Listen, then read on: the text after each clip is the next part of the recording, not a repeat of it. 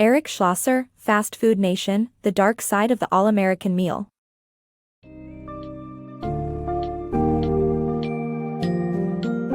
Welcome to the enlightening world of Fast Food Nation, where author Eric Schlosser digs deep into the origins, success, and disturbing realities of the fast food industry. Prepare to dive into the history of McDonald's, understand their revolutionary speed-centered business model, and uncover the secrets of artificial flavoring.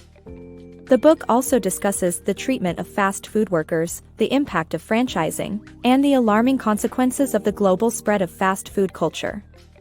Set aside your preconceived notions as we delve into the complex world of fast food and expose the darker side of the all-American meal.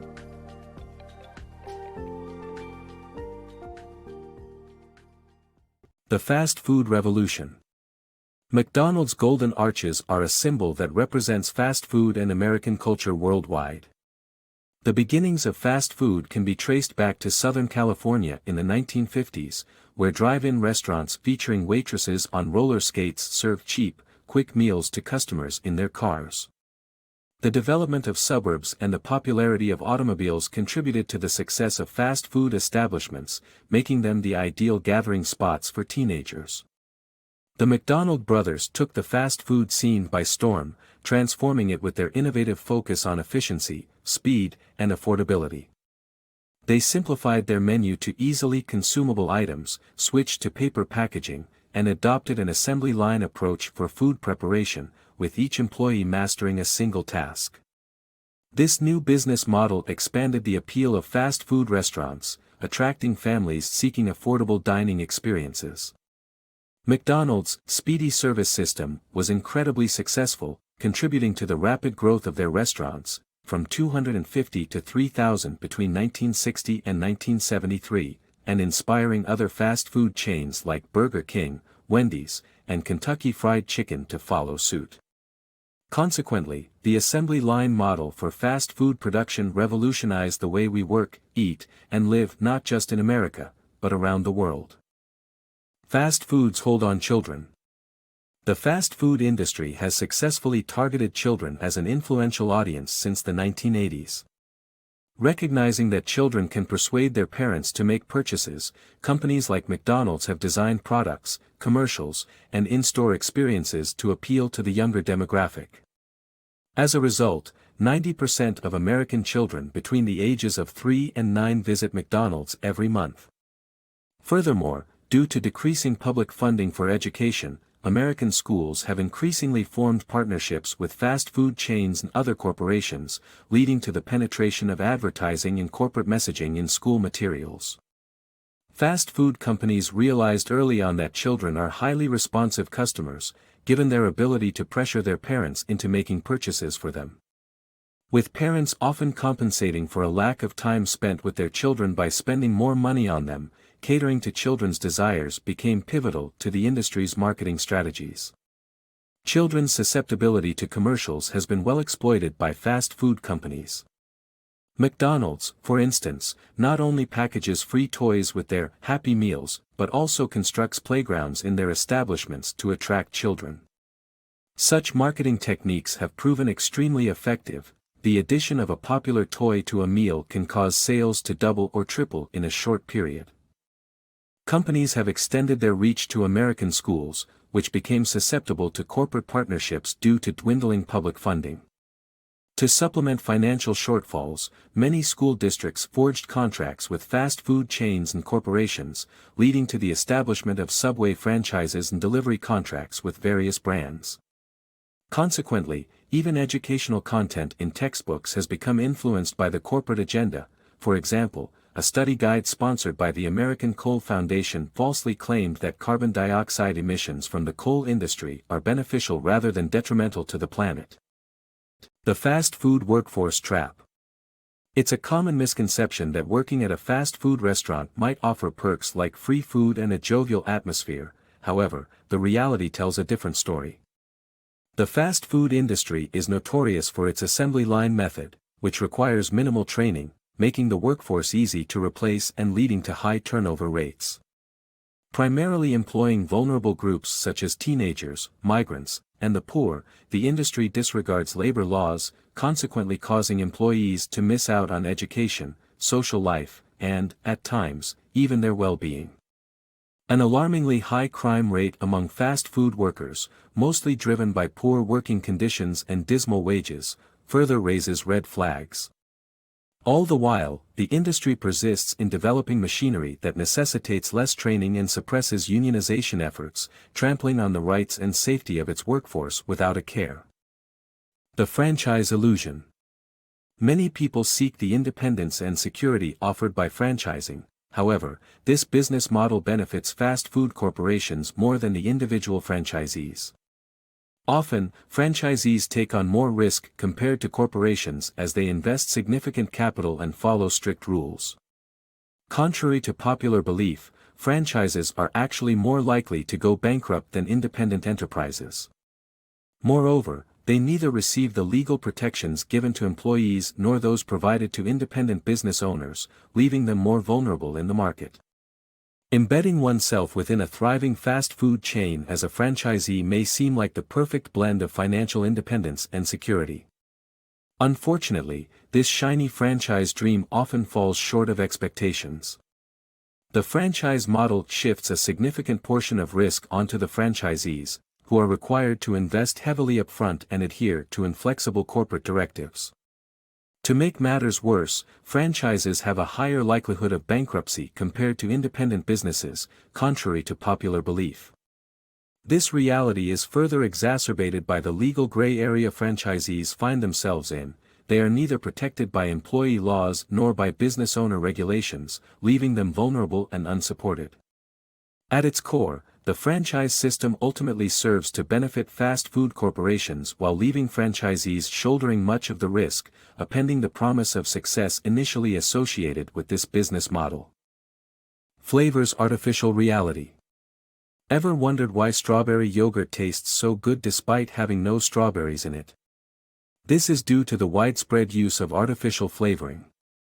Flavors make or break products in the market, and corporations have capitalized on this by investing heavily in artificial flavoring. As a result, the majority of the foods consumed in the U.S. contain these synthetics. Processed foods require added flavors, as their production processes often strip them of their natural tastes. Similarly, the fast food industry relies on artificial flavorings to appeal to customers' desires. McDonald's fries and Wendy's chicken sandwiches are examples of such artificially flavored items. The distinction between natural and artificial flavors is minimal, as both are generally concocted in labs. With some natural flavors even containing hazardous substances, such as hydrogen cyanide, they aren't always healthier or superior. This means that the taste of many popular foods is more of a scientific creation than a gastronomic delight. The unseen struggle of farmers. The idyllic image of Allamerican farmers tending vast fields is a far cry from the reality faced by today's agricultural laborers. Monopolistic suppliers in markets like potatoes, poultry, and beef are leaving farmers with few choices and reducing their overall profits. Such monopolies are driven by major players like McDonald's, which has narrowed down its beef suppliers to foster consistency. A staggering 84% of the country's cattle are slaughtered by 4 meatpacking companies, while 8 chicken processors control 2/3 of the market, and 3 corporations hold the entire American market for frozen French fries. These monopolies make farmers increasingly dependent on their buyers.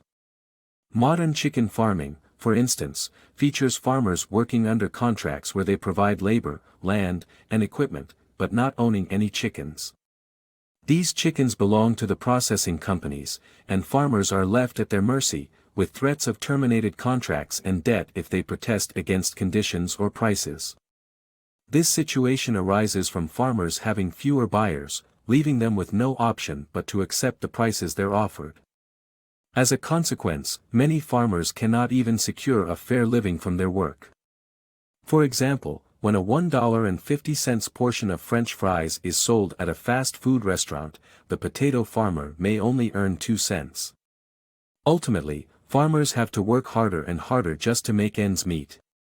When they fail to earn enough, they are often forced to sell their properties, which are then usually bought by the same large companies they were beholden to. And in a cruel twist of fate, those farmers find themselves working as mere employees on the land they once owned. The hidden costs of cheap meat. The seemingly innocuous $1 burger is a result of the meatpacking industry's relentless push for cheap and efficient production, coming at a cost to both workers and communities. By adopting assembly line production in the 1960s, meatpacking companies required fewer skilled workers, leading to lower wages and resistance to unionization. Employers often hire illegal migrants, the homeless, or refugees as cheap labor, leading to greater income inequality. When these companies moved to rural areas in an effort to avoid unions, they inadvertently caused spikes in poverty, crime, and social issues within these towns. Ultimately, the meatpacking industry's pursuit of profits prioritizes low-cost production over human well-being. Slaughterhouse dangers exposed. Slaughterhouses are the most treacherous workplaces in the U.S., with injury rates 3 times higher than average factories. This is due to the non-automated nature of the work, requiring laborers to use knives on varied sizes and weights of cattle. High competition and minimal profit margins also contribute to hazardous working conditions, with companies prioritizing fast production over safety. Workers resort to drugs, like methamphetamine, to keep up with the demanding pace, but this further raises the risk of accidents. Injured workers face inadequate compensation and are often pressured to return to work prematurely or not report their injuries at all. The meatpacking industry willingly overlooks these issues, as saving on safety measures and maintaining rapid production outweigh the occasional cost of a lost finger. Fast food's hidden dangers. Most individuals are aware that fast food is not the healthiest choice, but the common assumption is that obesity is the worst outcome. However, the production process behind fast food poses a far greater danger. Deadly bacteria, such as E. coli 0157H7, thrive in the unsanitary conditions of quick and inexpensive meat production. This mutated bacteria can cause severe symptoms and, in some cases, death. Contamination occurs when beef comes into contact with cattle feces in slaughterhouses, where unhygienic conditions, fast assembly lines, and undertrained workers contribute to the problem. Another culprit is cattle feed, which, instead of being grass, consists of dead animals and even poultry feces, leading to the spread of harmful bacteria and parasites. The centralization of meat production has exacerbated the issue of foodborne illnesses, as a contaminated batch from a large corporation can potentially affect millions instead of a small group. Around 200,000 people in the U.S. fall ill from food poisoning each day, and despite improvements in fast food standards, meat quality in households remains insufficient. Fast food's global domination. Fast food chains, such as McDonald's, have gained global influence by being the first multinational companies to enter newly opened markets. As a result, they've become symbols of Americanization and Western-style capitalism. These companies have also brought their foreign agricultural techniques to create a local supply chain. However, fast food's globalization has spread the negative consequences usually associated with it, such as increased obesity rates, environmental concerns, and politically motivated backlash. When venturing abroad, we often encounter unexpected experiences amidst diverse languages and unfamiliar locations. Yet, one thing remains almost certain: the presence of a well-known fast food chain like McDonald's. So, how did the fast food industry secure a spot on the international stage? By being the first to enter markets newly open to foreign investments. For instance, when Turkey welcomed international investors in the 1980s, McDonald's wasted no time in establishing franchises. Due to such strategies, fast food restaurants now symbolize Americanization and Western-style capitalism, evoking both praise and criticism. Moreover, fast food giants actively import agricultural techniques to quell fears of American imperialism and subsequent market infiltration. By creating local supply chains, they demonstrate a commitment to producing goods domestically. McDonald's, for example, introduced strategies for growing lettuce, a previously unnatural crop in India, to bolster their locally sourced ingredients. Unfortunately, the spread of fast food culture carries its adverse consequences. In the United States, fast food consumption has contributed to high obesity rates, with more than half of adults and a quarter of children classified as obese or overweight. As the fast food culture pervades other countries, similar problems emerge.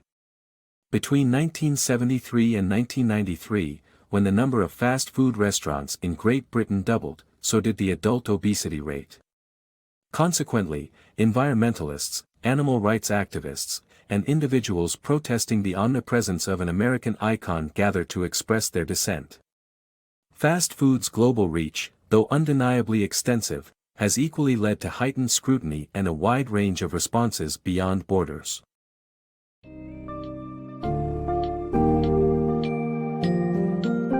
Through this journey into the fast food nation, we have discovered the intriguing history, business model, and marketing tactics that made McDonald's and other fast food giants global successes.